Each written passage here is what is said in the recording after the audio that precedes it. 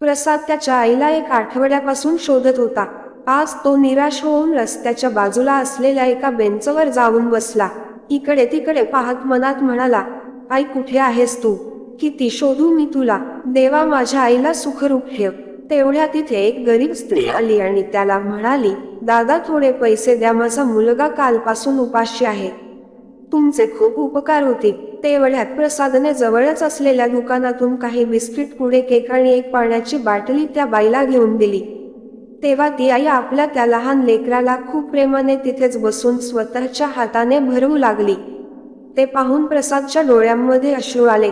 तो विचार करायला लागला, लहान असताना आई मला आणि नेहाताईला असेच जेवण भरवायची. जोपर्यंत मी घरी जात नव्हतो तोपर्यंत ती एकटी कधी जेवली नाही. कितीही उशीर झाला तरी माझी वाट पाहत बसायची. असा विचार करत असताना त्याचे डोळे पाण्याने भरले. तो डोळे पुसत होता. तेवढ्यात तिथे एक म्हातारी बाई बाजूच्या बेंचवर बसलेल्या माणसाला म्हणाली, बाळा काही खाण्यासाठी घेऊन दे, खूप भूक लागली आहे. प्रसादने तो आवाज ऐकला आणि त्याने पटकन त्याची मान वळवली. तेव्हा त्या बाईला पाहून त्याच्या पायाखालची जमीन सरकली, कारण तीच त्याची आई सुभद्राताई होती. गळ्यामध्ये झोळी, फाटलेली साडी आणि अनवाणी पायाने ती बिचारी त्या माणसाकडे भीक मागत होती. प्रसाद पटकन आईकडे गेला आणि काहीही न बोलता त्याने आईला मिठी मारली आणि एखाद्या लहान मुलाप्रमाणे आईच्या गळ्यात पडून रडू लागला. त्याच्या डोळ्यातून अश्रू वाहत होते. तो रडत आईला म्हणाला, आई कुठे गेली होतीस तू? मी तुला किती शोधले. तुला शोधून दमलो पण तू मला भेटली नाहीस. आज भेटलेस ती या अवस्थेत. अशी कशी अवस्था झाली तुझी? तेव्हा सुभद्राताई काही बोलल्या नाहीत. त्याही फक्त आपल्या मुलाच्या गळ्यात होऊन रडत होत्या. प्रसाद म्हणाला, आई चल तो घरी चल. तू घरी नाहीस तर तुझ्या नातवंडांचे रडून हाल होत आहेत. घराचे नाव ऐकताच सुभद्राताई थरथर कापायला लागल्या आणि त्यांनी त्यांचे पाऊल मागे घेतले. त्या म्हणाल्या, नाही मी आता त्या घरामध्ये येणार नाही. प्रसाद तुला ठाऊक नाही, तू नसताना तिथे माझ्यासोबत काय काय झाले आहे. आपल्या आईचे थरथरणारे हात प्रसादने त्याच्या हातात घेतले आणि म्हणाला, आई माझ्यावर विश्वास ठेव, आता कोणी तुझ्यासोबत वाईट वागणार नाही. आई तू मला जे संस्कार दिले आहेस त्यावर तुझा विश्वास नाही का? आणि हे बघ, जर तू आता घरी आली नाहीस तर मीही तुला सोडून घरी जाणार नाही. तेव्हा नाईलाजाने सुभद्राताईंना मुलासोबत घरी जावे लागले. आजीला घरी परत आलेले पाहून दोन्ही नातवंडांनी आजीला कडकडून मिठी मारली. तेव्हा सुभद्राताई नातवंडांचे पापे घेऊन रडायला लागल्या. त्याने आईसाठी आंघोळीचे पाणी काढले. सुभद्राताईंनी आंघोळ केली आणि त्या आपल्या नातवंडासोबत खेळायला लागल्या. आईला मुलांबरोबर खेळताना पाहून प्रसाद पटकन स्वयंपाक खोलीत गेला आणि त्याने आईसाठी तिच्या आवडीचा शिरा बनवला. तेव्हा ज्योती आपल्या आईसोबत किटी पार्टीतून घरी आली. तिने सासूला सोफ्यावर बसून मुलांबरोबर खेळताना पाहिले. तिच्या रागाचा पारा चढला. ती जोरात ओरडतो, तुझी हिंमत कशी झाली या घरामध्ये पुन्हा येण्याची? मी सांगितले होते ना की फक्त पैसे पाठवत जा, इथे येण्याची काही गरज नाही म्हणून. मग का आलीस इथे? मी खूप मुश्किलीने माझ्या मुलांना सांभाळले होते आणि हे काय, तू चक्क माझ्या महागड्या सोप्यावर बसलेस. तुला ठाऊक आहे का, हा सोपा माझ्या बाबांनी लंडन वरून मागवला होता. हे बघ, तुझा मुलगा तुला शोधत येण्याआधी तू इथून निघून जा.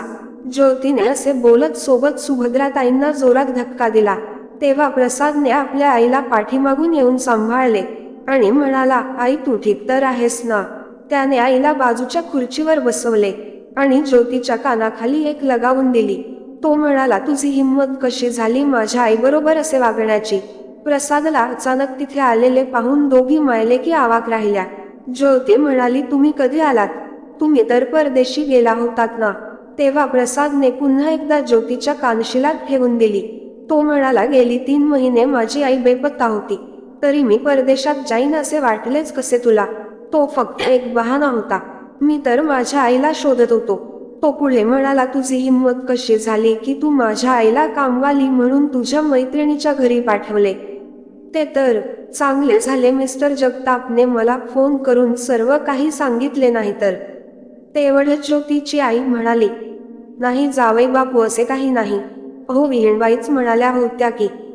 सासूचे बोलणे मध्येच थांबवत प्रसाद म्हणाला, खबरदार सासूबाई, आमच्या कौटुंबिक गोष्टींमध्ये तुम्हाला बोलण्याचा काही अधिकार नाही. समजले का? तुमच्या अति लाडानेच आज हिने हद्दपार केली आहे. अशी सून देवाने कोणालाही देऊ नये. तू चुकून बाईच्या जन्माला आलीस. अग देव तर स्त्रियांच्या हृदयात माया प्रेम आपुलकी भरभरून देतो.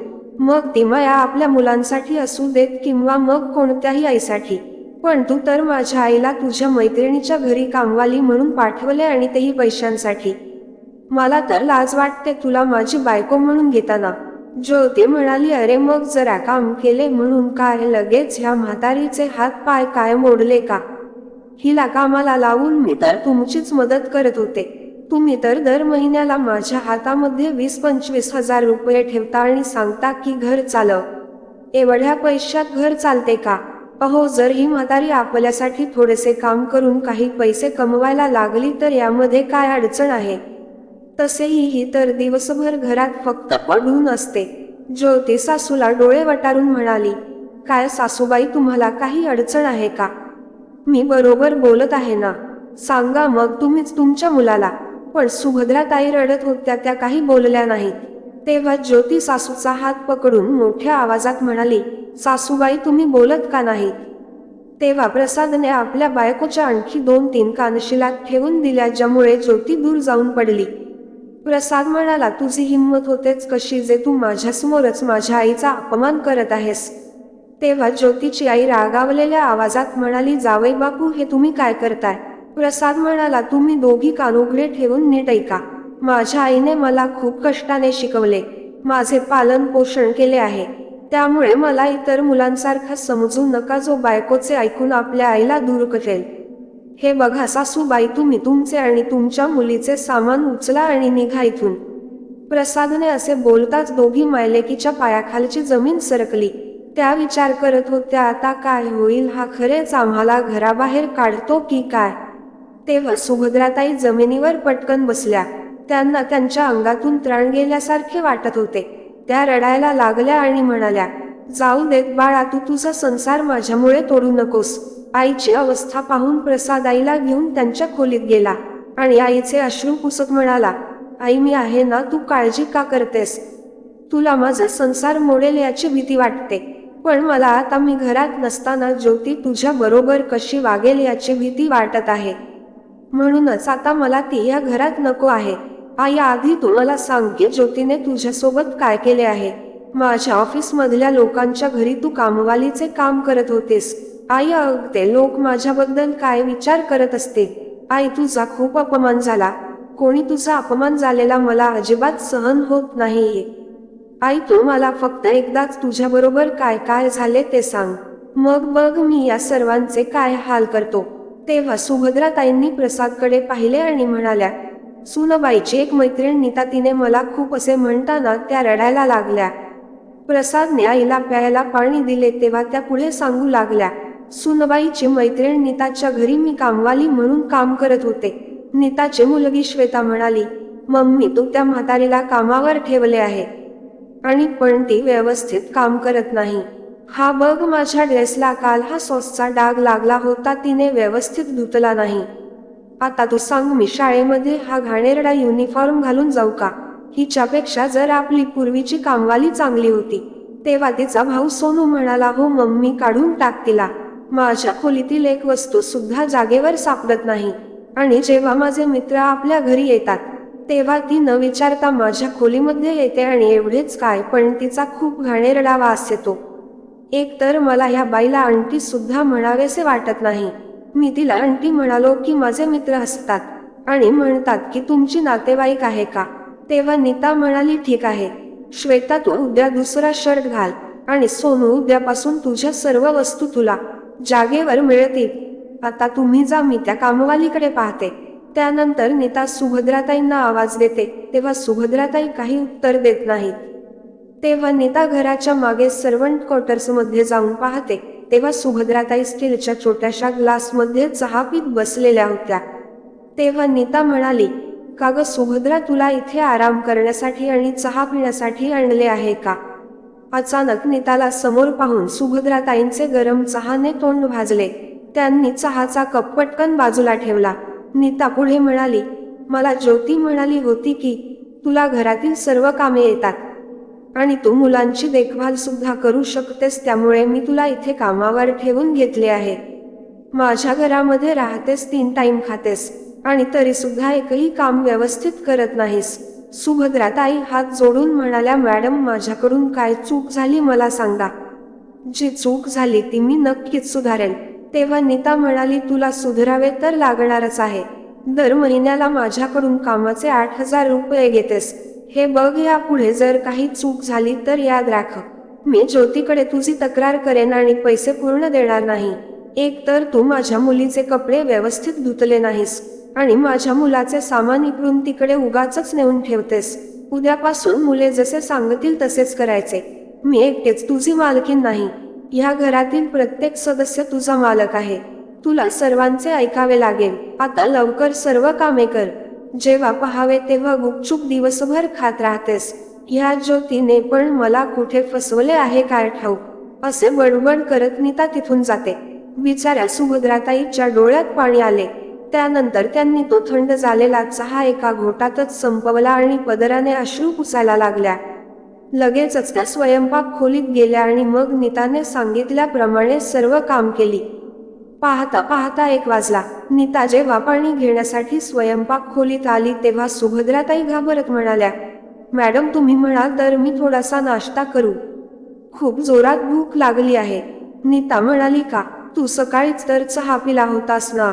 तेव्हा सुभद्राताई म्हणाल्या, खूप वेळ झाला चहा पिऊन आणि मघाशी मी खूप थोडासा चहा पिला होता, पण अजून मी काही खाल्ले नाही. मला असे वाटत नाही की मी आजारी पडावे आणि तुमच्यावर भार होऊन राहावे. नीता गप्प बसली. तेव्हा सुभद्राताई पुन्हा म्हणाल्या, मग मॅडम मी श्वेता आणि सोनूचा उरलेला नाश्ता खाऊ का. तेव्हा नीता म्हणाली, काय म्हणालीस, तुझी नजर माझ्या मुलांच्या नाश्त्यांवर असते. तेव्हा सुभद्राताई हात जोडून म्हणाल्या, नाही नाही मॅडम, ते तर माझ्या नातवांच्या वयाचे आहेत, मी का त्यांच्या खाण्यावर नजर ठेवेन. मी तर ते अन्न वाया जाईल म्हणून म्हणते आहे. तेव्हा नीता म्हणाली, ठीक आहे खाऊन घे, पण जेव्हा माझी मुले काही खात असतात तेव्हा त्यांच्यासमोर जात जाऊ नकोस. एवढे बोलून ती निघून गेली. बिचाऱ्या सुभद्राताईंनी सोनू आणि श्वेताने उरवलेला नाश्ता खाऊन आपली भूक मिटवली आणि मग दुपारचे काम करायला लागल्या. काही वेळाने सर्व काम संपवून त्या मागे आपल्या खोलीमध्ये निघून गेल्या. आंघोळ वगैरे करून त्यांनी आपली पाठ टेकली आणि छताकडे पाहत म्हणाल्या, मी अशी काय चूक केली ज्यामुळे माझ्या मुलाने सुद्धा माझी साधी चौकशी केली नाही, आणि माझ्या सुनेचे मी एवढे काय वाईट केले होते, जिने मला एक कामवाली म्हणून आपल्या मैत्रिणीच्या घरी पाठवले. देवा, तुला माझी जरा सुद्धा दया आली नाही का रे. माझ्यासाठी जर चांगले करू शकत नाहीस तर कमीत कमी या धरतीवरचा माझा भार तरी कमी कर आणि मला तुझ्याकडे बोलावून घे. असा विचार मनात आणून सुभद्राताईंच्या डोळ्यातून अश्रू आले. सुभद्राताईंचे त्यांचे पती MSEB विभागामध्ये काम करत होते. 2 वर्षापूर्वी ते सेवानिवृत्त झाले. त्यांना एक मुलगा आणि एक मुलगी होती. त्यांच्या मुलीसाठी एक चांगले स्थळ आले तेव्हा त्यांनी पटकन आपल्या मुलीचे लग्न करून दिले आणि त्यांचा मुलगा प्रसाद त्यालाही उच्च शिक्षित बनवले. प्रसाद नोकरी शोधत होता. त्याच दरम्यान रोड ॲक्सिडेंटमध्ये विलासरावांचे निधन झाले, ज्याचा सुभद्राताईंना खूप मोठा धक्का बसला. कसे तरी त्यांनी घराची जबाबदारी सांभाळली. पैशाची काही अडचण नव्हती, कारण विलासराव आपल्या पत्नीसाठी बरेच काही मागे ठेवून गेले होते. त्या आरामात आपले म्हातारपण जगू शकल्या असत्या. देवाच्या कृपेने प्रसादलाही चांगली नोकरी मिळाली. आपल्या दुःखातून बाहेर येण्यासाठी सुभद्राताईंनी प्रसादचे लग्न ज्योती बरोबर ठरवले आणि त्या आनंदाने जगायला लागल्या होत्या. पण वेळ कधी बदलते हे कोणालाही ठाऊक नसते. हा विचार करता करता सुभद्राताईंना डोळा कधी लागला समजलेच नाही. त्यांना झोपून काही वेळच झाला होता की तेवढ्या नीताने त्यांचा दरवाजा जोरजोरात वाजवायला लागली आणि म्हणाली, अग्गे सुभद्रा, खाऊन पसरलीस का. दुपारचे जेवण कोण बनवणार आहे तुझा बाप. थांब, आता मी त्या ज्योतीला फोन करते आणि म्हणते की मला वैताग आला आहे ह्या म्हातारीचा. लोक खरेच बोलतात की म्हाताऱ्या बायकांना कधी सुद्धा कामावर ठेवून घेऊ नये. काम तर काही करत नाहीत पण त्रास मात्र नक्की देतात. अग, निघतेस का खोलीतून की दरवाजा तोडून आत येऊ आता. सुभद्राताईंनी पटकन दरवाजा उघडला तेव्हा नीताने त्यांच्या एक जोरात कानशिलात लगावली आणि म्हणाली, म्हातारे, तुझे एवढी हिंमत. अग मी दुपारी 1 मिनिट सुद्धा झोपत नाही आणि तू इथे आरामात गाढ झोपली आहेस. मी तुला झोपायचे पैसे देते का? जा पटकन जाऊन जेवण बनव. सुभद्राताई रडायला त्या माफी मागत म्हणाल्या, माफ कर मुली, मी एवढी थकले होते की मला कधी डोळा लागला समजले नाही.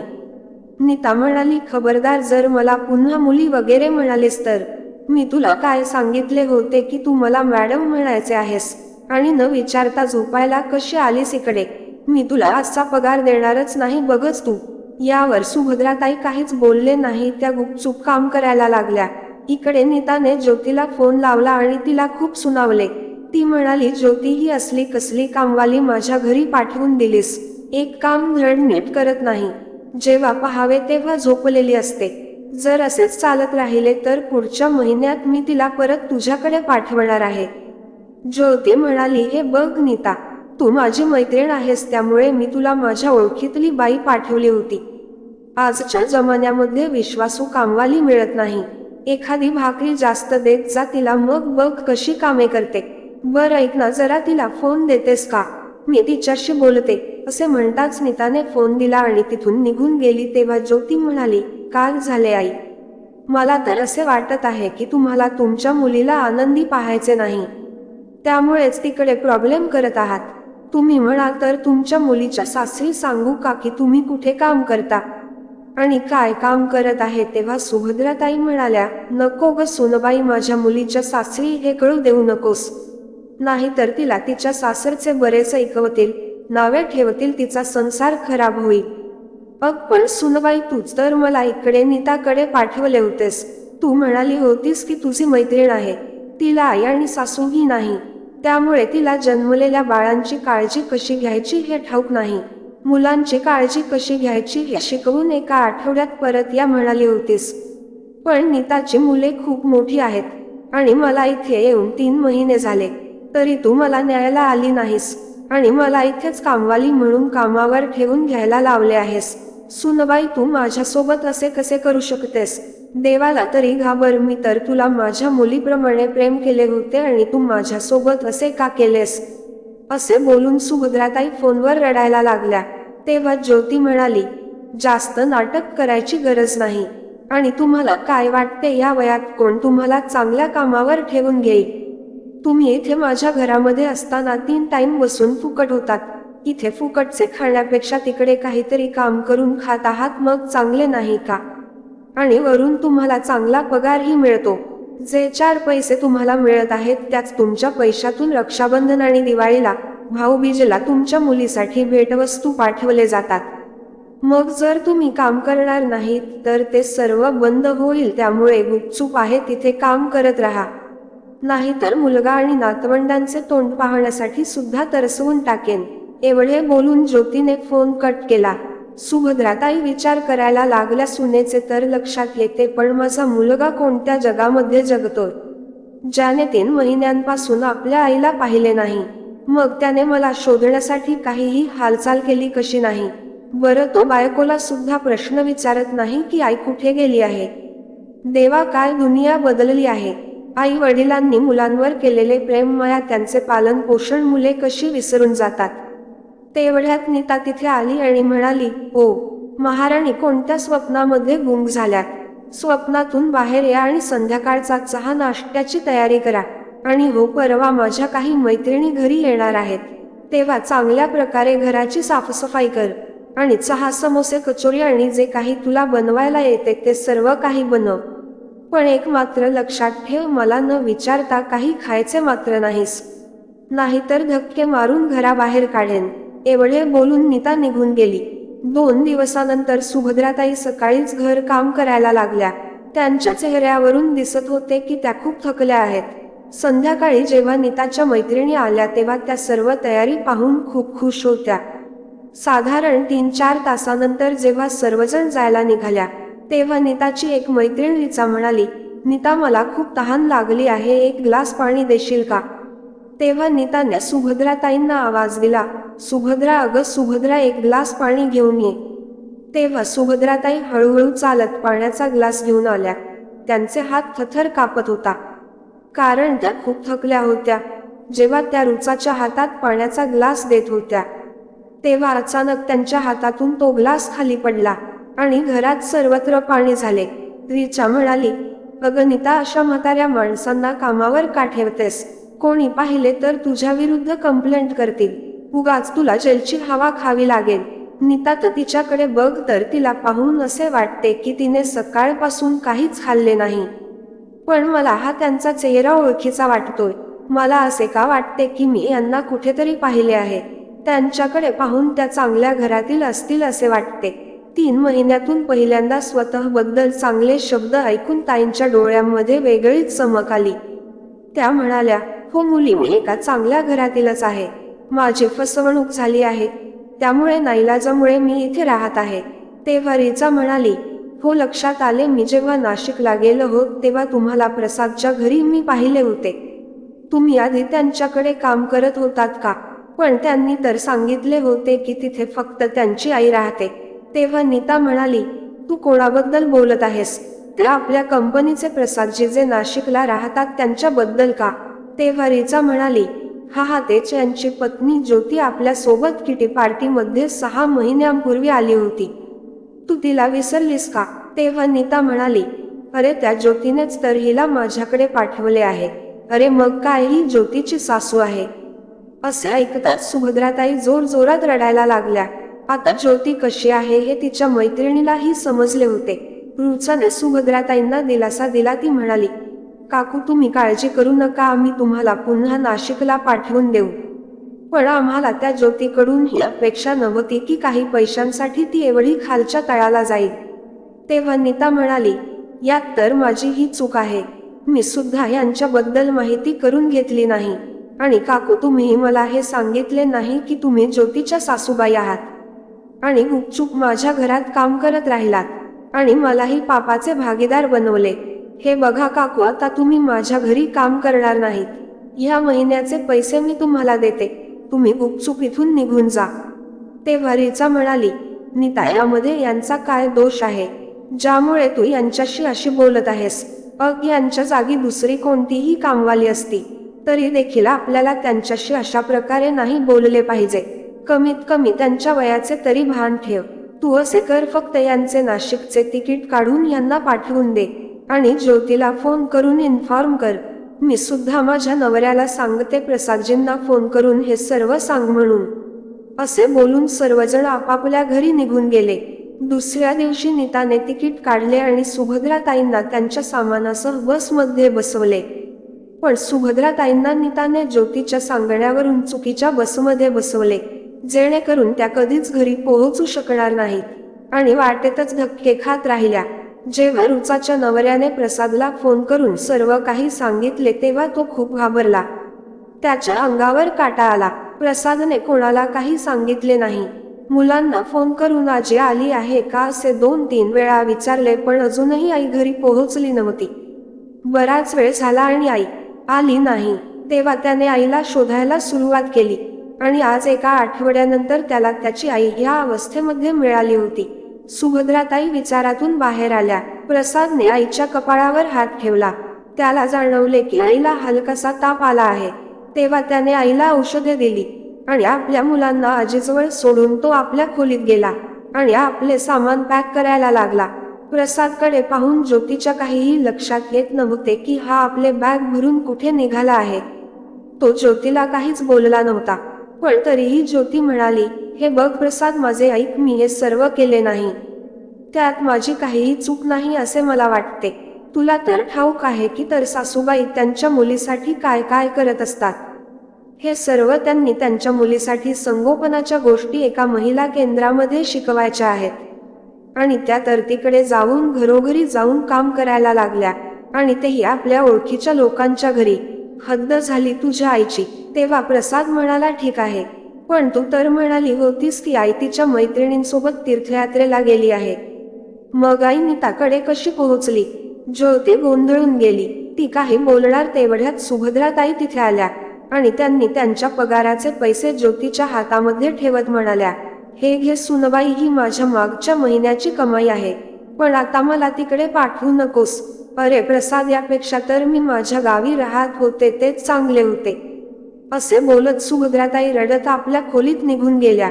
ज्योती काही म्हणणार त्याआधीच प्रसाद म्हणाला, मी तुझ्याकडून ही अपेक्षा केली नव्हती. तू इतक्या खालच्या पातळीला जाशील हा विचार सुद्धा मी केला नव्हता. तुझ्या लक्षात आहे का, जेव्हा तू लग्न करून या घरामध्ये आली होतीस तेव्हा माझ्या आईने तुझे किती लाड केले होते, तुझ्यावर किती प्रेम केले होते. स्वतःच्या मुलीपेक्षा नेहमी तिच्या तोंडात तुझेच नाव असायचे. ज्योती जेवलीस का? ज्योती, अगाई तुला जे काही खायला आवडायचे ते पदार्थ बनवायची. एवढेच काय, पण ती तुझ्या आवडीचे दागिने सुद्धा बनवायची. ती स्वतःच्या मुलीला काही देत नव्हती, पण तुझ्यावर प्रेम करण्यात तिने काही कमी ठेवली नाही. पण तू काय केलेस? माझ्या आईची प्रॉपर्टी होती ती तू फसवून स्वतःच्या नावावर करून घेतलीस. तरी सुद्धा माझी आई तुला काही बोलली नाही, पण हळूहळू तुला माझ्या आईची एक भाकरी देखील जास्त वाटायला लागली. त्यामुळे तू त्यांना दुसऱ्यांच्या घरी जाऊन काम करण्यासाठी पाठवले. तेव्हा ज्योती म्हणाली, हे बघ प्रसाद, तुला कधीच माझे बोलणे खरे वाटणार नाही, पण आई आल्याबरोबर तू लगेच पूर्वीसारखा आईचा जप का करत आहेस? आणि तसेही तुझी आई म्हणत आहे ना की त्यांना इथे राहायचे नाही, गावी पाठवून द्या म्हणून.